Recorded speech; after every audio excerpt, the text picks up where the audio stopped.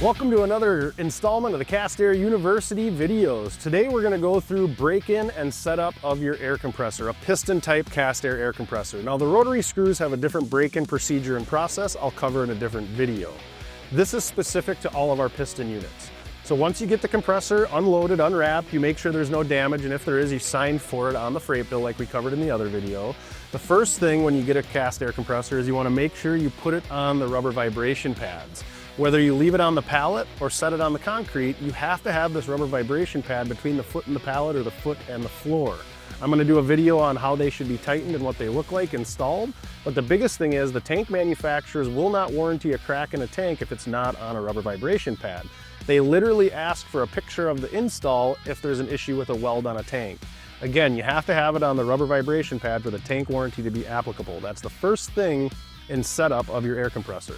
The next thing before you get it running, you want to make sure you have a flexible line. We do sell stainless steel braided flexible lines. This needs to be between the compressor and your shop lines. You never want a rigid or hard pipe direct from your compressor to your shop lines. Over time, that vibration can crack something in your shop line and cause a leak or a burst, which could cause the compressor to run unnecessarily. The other thing we recommend is putting a ball valve right at the tank. That way you can shut it off daily so that if there was a leak in your shop, the air isn't going to keep going through that leak and cause the compressor to run all night. We highly recommend turning the power off to your air compressor when you leave your shop in the day, but some customers run fuel pumps and heaters and other items that they need running when they're not in service.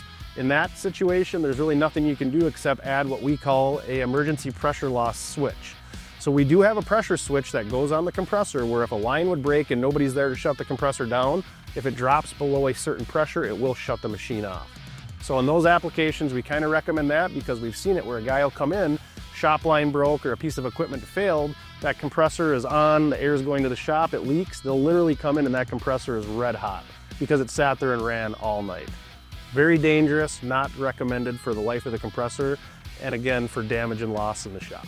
So now you have it mounted on the vibration pads, you have the flexible line between your shop lines with the ball valve at the tank. The next step is bringing power into your compressor.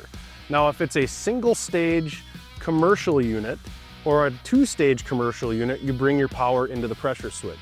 Every Castair compressor comes with a sticker on the side with recommended wire and breaker size. Always call us if you have a question on that before you buy the compressor or before it arrives so that you can have it set up with the proper power in terms of breaker and wire.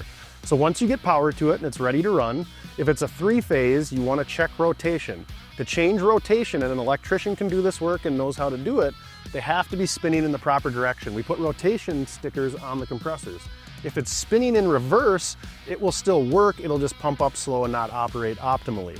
Again, to switch that rotation, all you have to do is switch two legs of that power on three-phase and it'll change your rotation. Again, we highly recommend electricians doing this work. If you're capable, give us a call, we'll help with it.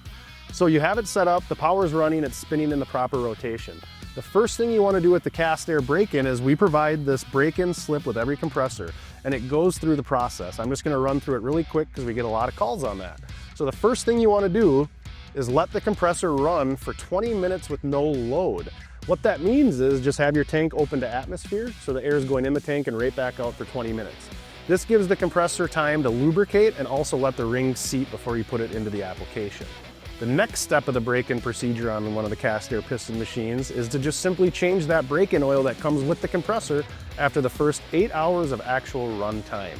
That's it. You did your break-in, you're set up properly with the flex line ball valve and the vibration pads. You get a 1-year warranty on everything on this air compressor. One of the other major things when you're installing the Castair compressor before you do break-in is you have to read all the stickers and warnings on the compressor. Specifically this one talking about you need 12 inches from the back of the belt guard to the wall for proper cooling on your Castair air compressor.